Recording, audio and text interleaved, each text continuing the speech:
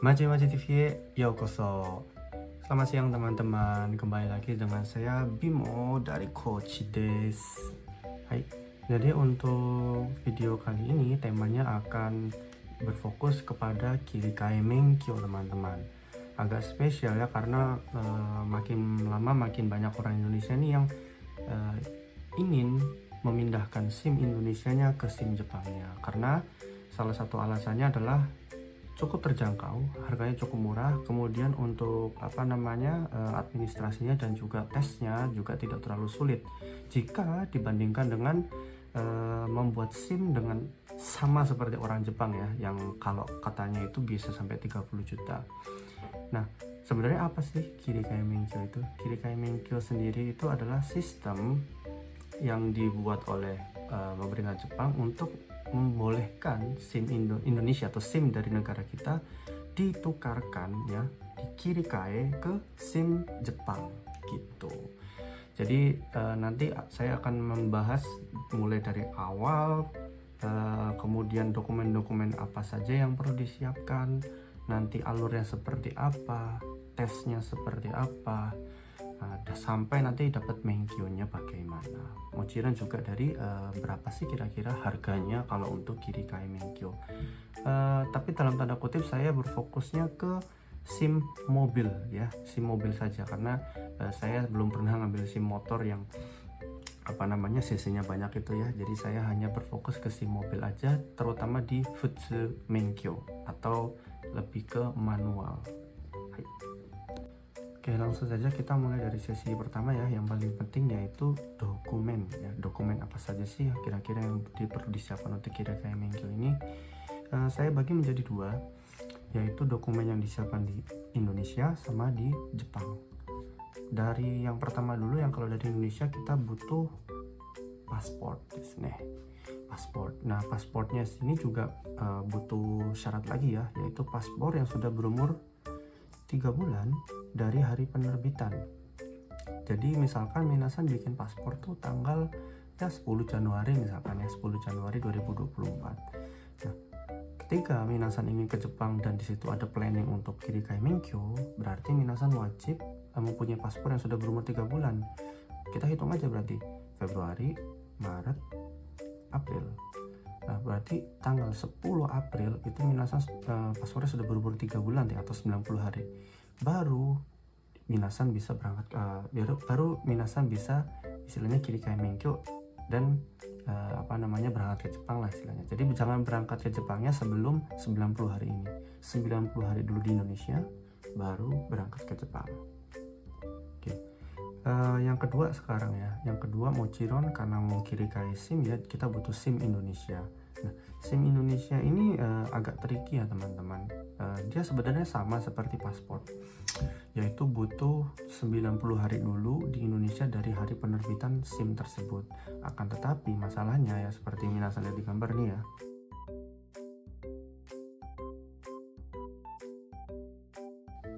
Nah, SIM Indonesia tuh tidak ada hari penerbitannya, beda sama paspor. Paspor itu ada tulisannya hari penerbitannya kapan sampai kapan gitu. Kalau kalau SIM Indonesia itu hanya sampai kapannya saja, itu masa aktifnya istilahnya ya. Tapi kalau hari penerbitannya nggak ada. Maka dari itu minasan itu butuh dokumen untuk membuktikan hari penerbitan SIM tersebut. Minasan ini bisa dapatkan di masing-masing polsek, polda ya, pokoknya tempat minasan bikin SIM di Indonesia. Namanya apa sih dokumennya? Statement letter untuk SIM. Ya, misalkan orangnya ini apa mas memangnya gitu. Minasan bisa kasih foto ini ya. Ini ada contohnya.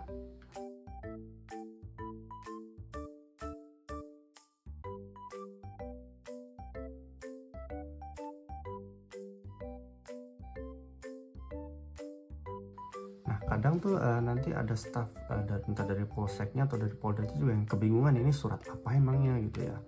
Ya minasan cerita aja ini surat yang dibutuhkan untuk bikin SIM di Jepang pak gitu. Minasan bisa kasih tadi contoh formatnya yang saya share tadi itu ya. Dan ini formatnya seluruh Indonesia itu berbahasa Inggris, dan pihak Menkyo Senta atau istilahnya tempat pembuatan SIM di Jepang pun mereka sudah paham kalau ini tuh berformat bahasa Inggris, jadi nggak perlu bahasa Jepang.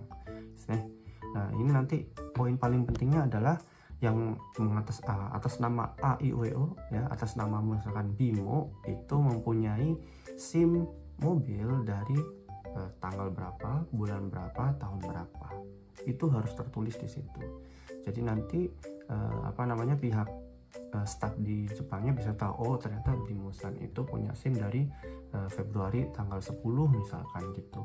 Berarti kalau misalkan dari 10 Februari tinggal dihitung aja 3 bulannya berapa, Maret, April, Mei, berarti tanggal 10 Mei ini baru bisa berangkat ke Jepang kalau memang ada planning Kirikai Minkyo gitu. Nah jadi untuk paspor dan SIM ini wajib 30 hari ya, 90 hari atau 3 bulan. Jadi misalkan kalau minasan bikin paspor terlebih dahulu ya bikin paspor dulu, lebih bagus sih barengan ya bikinnya. Kalau bikin paspor terlebih dahulu enggak masalah, atau bikin SIM terlebih dahulu enggak masalah, yang penting dua-duanya harus berumur 90 hari. Kalau misalkan bikin salah satu duluan, mau ciro nanti ada yang lebih lama ya, misalkan paspornya berumur 5 bulan, SIM-nya baru berumur 3 bulan misalkan seperti itu. Hai. Oke, dengan ini dokumen yang kita bawa dari Indonesia itu sudah lengkap ya. Jadi ada 3 yaitu paspor, SIM, dan statement letter. Ini semua harus sampai di Indonesia. Kemudian di sini ada cuiten sebelum saya masuk ke dokumen selanjutnya, yaitu ketika minasan nanti berangkat dari Indonesia, jangan wajib ya, jangan lewat gate otomatis, tapi silakan lewat gate manual. Kenapa? Karena minasan butuh stempel atau cap di paspor teman-teman bahwa minasan akan keluar dari Indonesia. Ini dibutuhkan ketika nanti pihak staf di Jepangnya mau menghitung hari penerbitan dan juga hari keberangkatan teman-teman. Jadi hari penerbitan SIM, hari penerbitan paspor kan sudah ada tadi ya, statement letter sama paspor. Sekarang bagaimana caranya kita membuktikan hari keberangkatan teman-teman dari Indonesia? Salah satu caranya adalah dari stempel yang berada di paspor. Kalau minasan lewat gate otomatis itu tidak dapat stempelnya dan nanti nggak bisa Kirikai Minkyo. Jadi wajib dapat stempel di paspornya. Contohnya seperti ini. Hai, sekarang ceritanya minasan udah sampai di Jepang. Kemudian dokumen apa sih yang perlu disiapkan di Jepang? Yang paling pertama adalah silakan translate SIM Indonesianya teman-teman. Translate-nya di mana? Itu nanti sudah ada lembaganya sendiri namanya JAF ya. Itu nanti silakan minasan bawa SIM teman-teman ke salah satu cabang JAF-nya itu untuk translate gitu. Nanti mereka sudah paham untuk Kirikai Minkyo ya gitu. Nah, itu biayanya sekitar 4.000 yen nih teman-teman. Saya di sini tidak akan menjelaskan bagaimana caranya minasan mentranslate itu, karena tadi selain datang ke cabang bisa lewat online, bisa lewat surat. Itu minasan silakan cari sendiri, infonya sudah ada di websitenya JAF itu sendiri. Tapi yang paling bagus adalah silakan datang ke kantor cabangnya, serahkan SIM-nya, bayar, nanti akan dikirim ke alamatnya teman-teman untuk translate JAF-nya itu. Sekarang yang kedua minasan butuh Zairyu Card ya. Zairyu Card ini juga wajib ya, yang aktif mochiron, jangan yang non aktif. Setelah tadi sudah punya translate SIM-nya, sudah punya Zairyu Card, sekarang butuh yang namanya Juminhyo. Juminhyo ini ya, silakan minasan ambil di Shiakusho atau di Yakuba terdekat teman-teman. Dengan tanda kutip, minasan itu bilang Juminhyo-nya tolong tuliskan juga negara asal dari kami gitu. Jadi Juminhyo yang tertera kokuseki atau negara asalnya. Jadi Muhammad Hario Bimo dengan kokusekinya adalah Indonesia. Nah, ini wajib di situ. Untuk biayanya di sini Juminhyo 300 yen ya. Gitu. Oke, dengan ini seluruh dokumen teman-teman itu sudah lengkap ya. Jadi total ada 6 nih. Yang pertama adalah SIM Indonesia, paspor, statement letter. Itu 3 yang dari Indonesia. Sekarang 3 yang di Jepang, yaitu pertama Zairyu Card, kemudian translate SIM Indonesianya kita, dan juga Juminhyo. dari sini biayanya sudah sekitar 4.300 ya, karena tadi translate-nya itu 4.000, kemudian Jumihyunya itu 300 ya. Sekarang apa sih yang minasan wajib lakukan kalau dokumen udah lengkap? Selanjutnya adalah booking yoyaku desu ne, ke Menkyo Center sesuai dengan tempat tinggal domisili teman-teman. Karena saya tinggalnya di Kochi, berarti saya teleponnya ke Kochi Menkyo Center. Nah, terus silahkan telepon bilang untuk kirikai Menkyo gitu. Nah, nanti bisa diminta tolong nih ke TSK-nya ya. Kalau di Marimo mah saya yang ngerjakan semua ya. Jadi kalau masuk Marimo minasan nggak usah ribut-ribut. Masalah kirikai Menkyo nanti semua saya yang urus. Kalau di Kochi ya. Jadi tadi minasan kalau sudah dapat nomor urutan bakalan diberitahu nih harinya, kemudian jam berapanya datang ke Menkyo Center. Nah, nanti di kedatangan pertama kita itu tidak langsung tes teman-teman. Yang minasan akan lakukan adalah pemberkasan terlebih dahulu ya. Akan dicek tuh kevalidan dari dokumen-dokumen teman-teman ya. Istilahnya ichiji mensetsu ya, atau mensetsu kita nyebutnya biasanya. Jadi bakalan ditanyakan nih pertanyaan-pertanyaannya, biasanya isinya seputar bagaimana cara minasan mendapatkan SIM di Indonesia. Ini sedikit tips dari saya ya. Minasan kebanyakan saya yakin banyak yang mungkin nembak nih SIM di Indonesia. Nah, kalau minasan ditanya doyatte menkyo o torimashita ka, terus minasan jawab okane de torimashita, kore wa ne auto desu, nggak bisa, nggak bakalan dapet. Jadi minasan bilang aja kalau saya emang nggak nembak ya. Jadi saya itu dulu les ya, saya itu dulu les di Surabaya, daitai 2 syukan gurai kana. Itu saya bilang bahwa saya kojin lesson, saya les sendiri gitu. Setelah saya les ya kemudian mengikuti ujian sendiri di Menkyo Center Indonesianya gitu. Jadi saya bilang jibun de kojin lesson 2 syukan gurai de, soshite Indonesia no Menkyo Center ne de menkyo o torimashita. Nah, nanti ketika ditanyakan shiken naiyo atau isi dari shikennya apa saja yang diujikan, minasan jawab aja jujur. Jadi saya pertama ada tes mata dulu tuh, kemudian ada tes pendengaran dulu tuh, istilahnya MCU dulu ya. Kalau di Surabaya waktu itu ya ada puskesmasnya, kita disuruh MCU dulu tuh, pendengaran, penglihatan, tapi tidak MCU seluruh ya. Kemudian tes tulisnya itu saya dengan tes komputer. Jadi saya bilang komputer de mahiki shiken mo shimashita. Berapa nanti pertanyaan berapa soalnya ditanya gitu. Kalau nggak salah saya itu 50 soalan waktu itu. Jadi saya bilang gojumon ya, 50 desu gitu. Baru setelah itu saya ujian mengemudi gitu. Nah, ini juga ujian mengemudi ini bakalan ditanyakan juga nih teman-teman sama polisinya. Apa saja sih di ujian mengemudi gitu.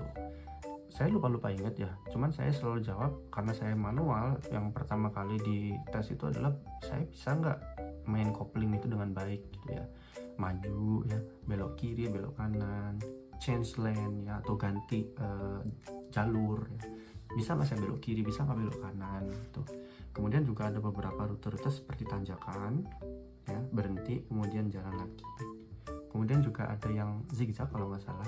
itu motor apa mobil ya. Kemudian juga ada lagi yang ini seperti angka 8 atau huruf S ya kalau saya bilang. Saya udah lupa ya, karena tahun 2019an saya terakhir ujian itu. Daita saya bilang sono mama seperti apa yang saya lakukan di Indonesia. Nanti polisinya soka wakarimashita. Daitai sampai sini pertanyaan sudah selesai. Kemudian selesailah mensetsu teman-teman. Hasilnya nanti mensetsunya biasanya ditelepon ke nomor telepon teman-teman atau telepon ke sensei di TSK-nya teman-teman ya. Oke, kalau misalkan nanti sudah dapat telepon lulus atau tidaknya dari mensetsu pertama kemarin ya, minasan selanjutnya membutuhkan foto terbaru ya. Jadi minasan silakan foto. Nah, untuk fotonya sendiri ini tips dari saya, jangan foto sendiri lewat HP, jangan ngeprint sendiri. Silakan foto di foto box yang ada di Kombini atau ada di Supa ya. Sashin Shomeisho itu di situ ya, antara 1000 sampai 2000 yen dah itu kalau nggak salah. Nah nanti ada pilihannya untuk menkyo gitu, jadi ukurannya kalau di Indonesia itu 4x6 teman-teman ya, gitu. Jadi silakan foto di situ. Nah karena lebih bagus gambarnya daripada minasan ngeprint sendiri gitu. Setelah menyiapkan foto, minasan yoyaku lagi nih, booking lagi untuk selanjutnya tes mengemudinya gitu. Oh, tes tulis dan tes mengemudi ya, ceritanya seperti itu. Baik. Ketika minasan sudah dapat hari dan juga jam dari ujian tulis dan ujian mengemudinya, silakan datang. Dan yang pertama kali minasan lakukan adalah bakal menulis beberapa formulir ya, nulis nama lagi, alamatnya lagi gitu. Dan juga ada beberapa ini ya, sebuah angket. Angketnya itu berisi apakah minasan itu minum osake atau tidak. Kalau minum itu berapa kali sih satu hari gitu. Kemudian ada nggak penyakit berat gitu. Ada juga pertanyaan lucu kayak minasan itu sering tidur siang atau enggak gitu ya. Mungkin pengen tahu mereka ya apakah kita itu ngantukan atau enggak ya. Data sih nggak sampai 10 menit selesai tuh untuk penulisan angketnya. Kemudian selanjutnya adalah minasan akan membayar ujian tulis terlebih dahulu. Ujian tulisnya itu harganya 2.550 untuk futsu menkyo atau mobil manual desu ne. Ingat-ingat ya, manual ya di sini. Nah, setelah minasan sudah membayar ujian tulisnya, silakan minasan naik ke lantai 2 ya atau ke ruang ujiannya. Sebelum minasan ujian itu bakalan cek mata terlebih dahulu nih. Gitu. Cek matanya seperti warna, kemudian arah atas, bawah, kiri, kanan gitu. Setelah itu silakan ujian. Ujiannya cukup mudah ya, karena hampir di seluruh Menkyo Center sekarang sudah ada bahasa Indonesia. Soalnya pun hanya 10 seputar lalu lintas Jepang ya. Jadi nanti akan saya kasih link aja ya minasan untuk latihan online-nya, soal-soal kiri kai menkyo-nya seperti apa. Cuman 10 ya, paling tidak minasan betul 7 atau betul 8 kalau nggak salah ya, paling nggak 7 lah betul, salah 3 gitu. Oke, setelah minasan nanti selesai dari ujian tulisnya bakalan dicek terlebih dahulu. Kalau minasan dinyatakan lolos, berarti kita lanjut ke step selanjutnya. Hai, step selanjutnya berarti kita masuk ke ini nih, ujian mengemudi sekarang. Sebelum ujian mengemudi, kita bakalan dikumpulkan ke satu ruangan ya, nanti untuk istilahnya ngundi rute yang akan diujikan ke kita di hari itu. Jadi kemarin kan pas kita ujian tulis itu sudah dapat kertas ya, sudah minasan ingat tuh tiga rutenya. Nah di hari itu di random sama polisinya. Misalkan hari ini bakalan rute B gitu. Nah nanti kita dapat waktu sekitar 1 jam ya untuk memutari rute B tersebut.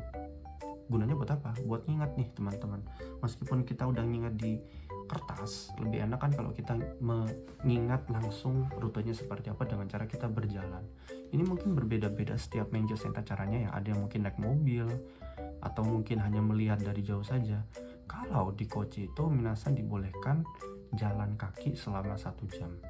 Dalam tanda kutip, kalau tankinya bagus, kalau hujan, kalau salju itu tidak dibolehkan gitu. Jadi tetap pada akhirnya minasan harus mengingat rutenya tiga-tiganya di luar kepala.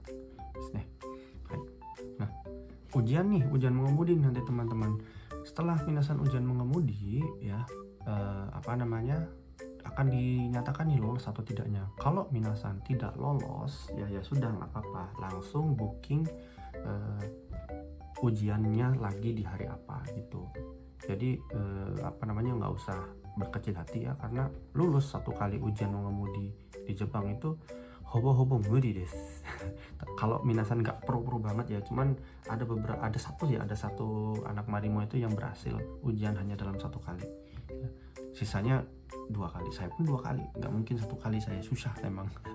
Jadi kalau lo nggak lulus ya langsung booking ke ujian selanjutnya. Kalau alhamdulillah lulus di hari pertama ya sudah, berarti kita langsung diarahkan untuk ke loket terlebih dahulu ya, untuk pembayaran dari penerbitan SIM Jepang kita. Biayanya berapa? 2.050 yen gitu. Nah setelah kita bayar 2.050 yen ini, kita akan foto ya, di foto di ruang foto. Setelah kita foto, jadilah SIM kita gitu. Nah Mungkin untuk alurnya secara singkat sih seperti ini teman-temannya sampai minasan dapat SIM-nya. Kalau di total biayanya tadi kan kita awal butuh 4.300, kemudian nanti pas ujiannya kita butuh 2.050 yen sama 2.550 yen. Daita ini nggak sampai icimang ya kalau cuma satu kali ujian gitu. Tapi kalau minasan nanti gagal sampai 2 kali 3 kali ujian, berarti per kedatangan teman-teman itu menambah lagi 2.550 ya gitu. Nah, apakah nanti kalau misalkan ujian mengemudinya gagal, minasan wajib ujian tulis lagi? Oh tidak perlu ujian tulis lagi, langsung ujian mengemudi. Nah, spesial untuk video kali ini ya, saya nggak bermaksud menggurui ini ya, cuman saya kan udah ujian dan saya juga alhamdulillah sudah lulus ya. Saya mau mengasih tips dan juga trik kepada teman-teman. Kira-kira ujian mengemudi itu apa sih hal-hal yang perlu kita ketahui dan apa sih hal-hal yang perlu kita siapkan gitu. Ada beberapa cuitan ya, jadi saya sudah mematumi videonya. Video saya berkendara langsung, jadi tolong minasan bisa jadikan sebuah ini referensi sebelum melakukan ujian Kirikai Negyo di Jepang. Ja, video kochira ni narimasu node goran kudasai. Oke, halo teman-teman, kan saya sudah jelasin caranya gimana Kirikai. Nah, sekarang saya mau menjelasin gimana nih caranya ketika ujian naik mobilnya. Saya sambil rekaman ya. Yang pertama tuh nanti kita bakalan berdiri di sebelah kirinya mobil nih gitu. Nah, dari sini tuh ujiannya udah mulai. Yang pertama harus dilakukan adalah kita cek dulu bagian depan sama bagian mobilnya, ada pitching apa enggak. Jadi ketika sudah diberi apa-apa, minasan masuk ke depan, lihat bagian bawah ya. Nah, nani mo nakereba ushiro ikimasu.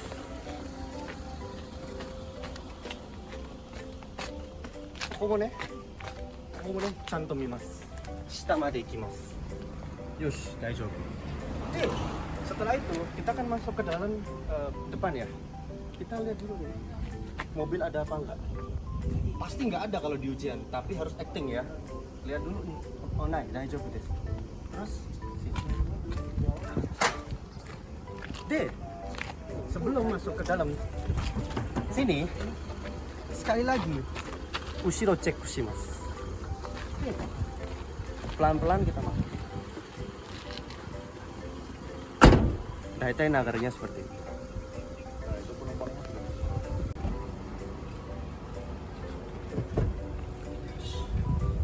Ya. Oke, kalau udah masuk dalam mobil, yang pertama harus dilakukan adalah seat belt. Nih, udah masuk. Setelah itu meskipun udah enak nih posisi duduknya, acting aja. Kursinya dimundur, dimajuin. Cari posisi yang enak, oke? Nah, habis itu rem, gas udah pas di kaki atau enggak dicek ya. Dan ini yang paling penting ya, setir harus lurus nih. Nih, tangan saya harus lurus. Kalau misalkan masih kayak gini nih, freika, dame desu. Nih, actingnya kayak gini nih, putar tangannya. Iya. Oke. Setelah itu, kalau mobilnya manual, itu harus cek ini ya, normal atau enggak. Kadang itu sama polisinya dimasukin ke gigi R ya, atau gigi 1. Jadi apa namanya, kalau kalian nyalakan dalam posisi R atau 1, nanti mobilnya langsung maju atau mundur. Kalau matic mah aman, pasti P. Oke. Setelah itu udah semua nih, cek mirror. Ya, mirror dicek semua. Baru nyalain mobilnya udah bisa nyalain sih sebenarnya. Habis itu udah siap untuk jalan. Ya, ikimashou. Oke, sekarang kan udah jalan nih ya.